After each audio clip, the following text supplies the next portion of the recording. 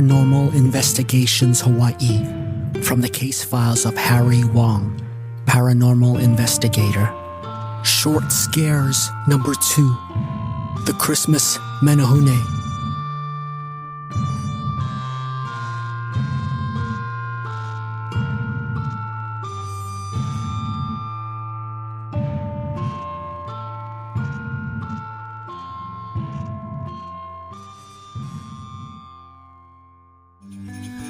Since I kinda hate crowds, despise traffic, and try to avoid people in general, and I'm also not particularly fond of children running around, screaming, and asking stupid questions, you can guess that I'm not a big Christmas person. But sometimes you get stuck going to family gatherings because if you don't show up, you're gonna get stink eye from your relatives all year round. So, with some liquid courage, I can usually coerce myself to one of these parties. The upside was that I always get asked to tell the story of the Christmas Menehune, which was a good way to scare the crotch fruit and keep them away from me for the rest of the night. So, here I am at my cousin Alan's Christmas party, and it was no different this year. His snot goblins were at the age where they were particularly obnoxious, so I was looking forward to scaring the bejesus out of them this year. Hey kids, who wants to hear the story of Makahiki, the Christmas Menehune? Me! Okay, gather around kids, and make sure you are ready when shishi, because you might pee your pants when the story is over. A long, long time ago, in a galaxy far, far away. Hey, that's Star Wars! You're supposed to say once upon a time. Oh yeah, that's right. Once upon a time, there was a Menehune named Makahiki who lived with his Menehune kinfolk in a forest next to the pineapple plantations in Wahiawa. Now, Menehune were small magical people who helped the big people by building things for them. They built fish ponds, temples, roads, and most everything else back then. But as Menehunes go, Makahiki was the smallest of them all. He could barely lift or use any of their stone tools, so he always came in last when it came to the daily quota of the things they built. The other Menehunes laughed and made fun of him, which made Makahiki very sad. Now, ever since the plantation workers started celebrating Christmas, Santa Claus visited them every Christmas Eve to drop off toys to all the good boys and girls.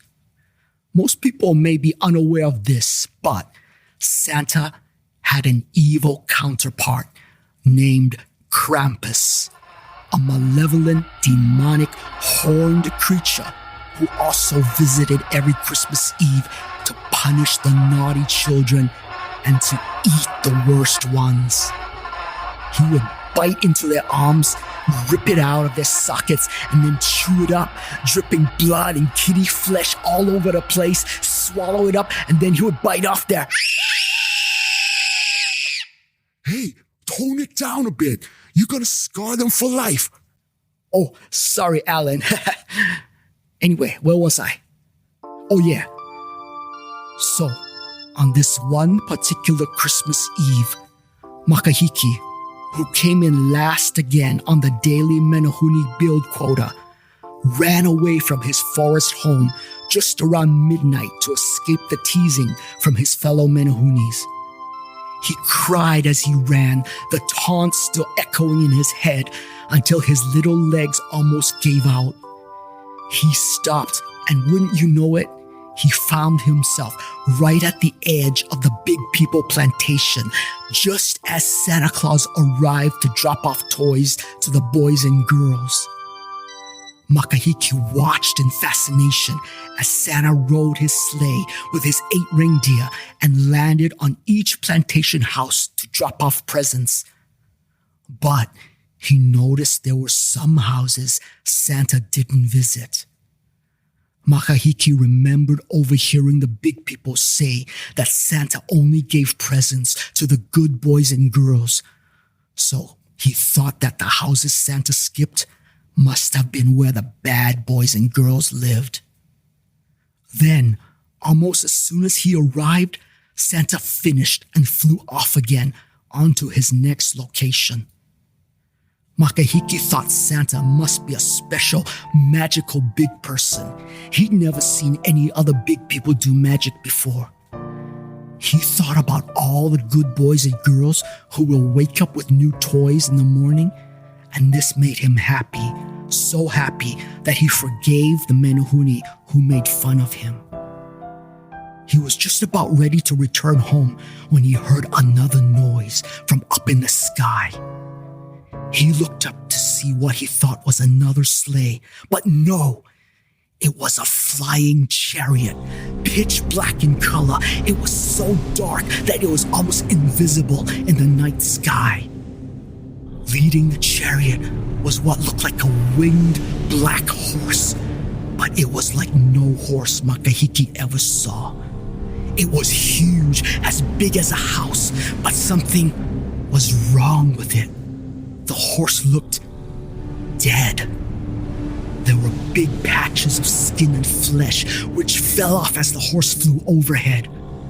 One piece almost hit Makahiki. He jumped out of the way as the dead horse flesh landed where he stood a moment earlier. Then it burst into flames and burned the ground around him. He quickly stomped on the fire to put it out before it spread. Makahiki then caught a glimpse of the rider and felt a fear he had never known before. It was a large creature, over 7 feet tall. Its eyes were pits of black flame. Its teeth were sharp daggers that dripped blood. It bore a set of horns that glinted sharp and deadly in the moonlight. Because the big people never spoke of him, Makahiki did not realize this was the demon known as Krampus. Makahiki hid in the pineapple fields and prayed that the monster wouldn't see him. The black chariot flew over him and landed near the plantation houses with a soft thud. Krampus stepped out as the black horse breathed the plume of fire into the air. He headed to one of the houses which Santa did not visit, a house where one of the naughty children lived. Makahiki's first instinct was to run far away, but he felt a protectiveness of these big people. After all, even though he couldn't build as fast as the other Menehune, he always put all his effort into every road, house, temple, and fish pond because he knew the big people depended on the Menehunes, depended on him to keep them safe. He then knew what he had to do. Makahiki ran to the edge of the pineapple field until he reached the road that separated the field from the plantation houses. He looked around desperately for a weapon before Krampus returned. There were only a few small branches, old vines, and rocks on the ground. How could he fend off the monster with these? Then an idea struck him. He found several pineapple vines and wove them into a sling, then gathered all the rocks he could find in the area to use as ammunition. He hid behind a bush and waited, but he didn't have to wait long when Krampus crept out of the house shortly with a child in his arms. The child wore a bag over his or her head and struggled to escape without success. Krampus carried the child to his chariot, laid it inside, and ripped the bag from the child's head. Makahiki saw with horror that it was one of the little girls whose house he helped build. She started crying and screaming when she saw Krampus, but her screams had no effect this far from the house. No one was coming to save her. Krampus savored his victim's dread. This made him smile, which revealed a seemingly endless number of sharp, pointed teeth as he prepared to take a bite out of the little girl. Makahiki froze in terror and thought about running away for a second until he looked into the little girl's wide, frightened eyes and thought about all the times he was picked on and bullied, the fear he felt, and the wish that someone would come and help him. A righteous, burning anger then flowed through him, which ceased all rational thought until only action and resolve remained in his gut. Krampus bent down to take a bite out of the little girl when Makahiki quickly stuffed a rock into the sling, aimed for Krampus's head, and let it fly, only to have the rock fall short and hit Krampus in the leg. Makahiki groaned at his failure, but it was enough to attract Krampus's attention as he turned around to find out where the rock came from. Makahiki's instinct was to shrink down and hide, which was not difficult for a Menehune as small as he was. But he fought his fear and stood up tall, armed his sling with another rock, and let it fly. This time, it hit the intended target as the rock flew squarely into Krampus's eye. Krampus groaned as he covered his eye with one of his long taloned hands. His attention was fully on Makahiki now, who bravely stepped forward and let fly a flurry of rocks, with each one hitting its mark. Get away from her! Makahiki cried in his best English as Krampus retreated from the volley of rocks while Makahiki advanced on him. Makahiki was almost within reach of Krampus when he reached into his pouch for another rock and found that it was empty. He was out of ammunition. Krampus put his arms down slowly from his defensive posture and smiled at Makahiki. You're not even worthy of a snack. What you might do as an appetizer. Krampus growled as the tables turned and he now stalked towards Makahiki. The Menehune retreated back into the pineapple field, but Krampus was quick for his size. He reached Makahiki in no time. With his initial adrenaline depleted, a desperate fear gripped Makahiki, and he grabbed the first thing he could find to use as a weapon, a pineapple. Makahiki threw the pineapple at Krampus in a last-ditch frantic attempt. It hit Krampus in the face, and surprisingly, the pineapple split open. The pineapple juice splashed into Krampus's eyes and face, which caused him to howl an ear-piercing shriek of pain. The juice burned him as if it were acid. Krampus stumbled backwards blindly. Makahiki then took the offensive and lobbed several more pineapples at Krampus. Each one broke open and showered him with burning pineapple juice. Krampus's face and skin emitted smoke as it burned from the liquid. He continued screaming. The undead horse screamed back in response, guiding its blinded master back to the chariot. Makahiki had to act quickly to save the girl. He abandoned his pineapple onslaught and raced past Krampus to the chariot. The girl cowered under the seat. Makahiki jumped into the chariot and, although the girl was twice his size, he pulled the girl onto his back and leapt off the chariot. Once he was safely on the ground, he gently lifted the girl to her feet. She immediately raced back to the safety of her house. Makahiki turned just in time to see Krampus crawl up and fall into the chariot. Then the undead horse flew into the air and disappeared into the night. Finally, safe from the demon, Makahiki crumbled to the ground, exhausted but jubilant. He had defeated the monster Krampus and saved the children this Christmas Eve. Word of Makahiki's deeds got back to the Menehunes, and he became a hero. They made him leader of the build team, and many beautiful and wondrous structures were created during his time. The plantation workers started putting pineapples in their children's stockings to keep Krampus away. This practice was passed down to their children and their children's children, and so forth, until it became a tradition up until this day.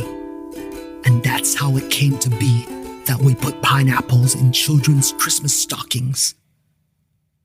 We didn't get a pineapple in our stocking. Yeah, I didn't get one in my stocking. What? Oh no, you're gonna get eaten by Krampus tonight. And another Paranormal Investigations Hawaii Christmas story ends as it should, with the sound of terrified children screaming. Merry Christmas! You have been listening to Paranormal Investigations Hawaii from the case files of Harry Wong, Paranormal Investigator, a fictional podcast.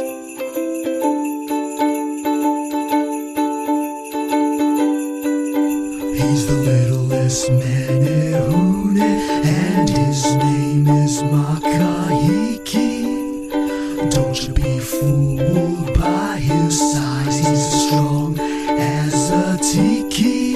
He saved all the bad children, so Krampus couldn't eat them. He's the littlest Menehune of them all.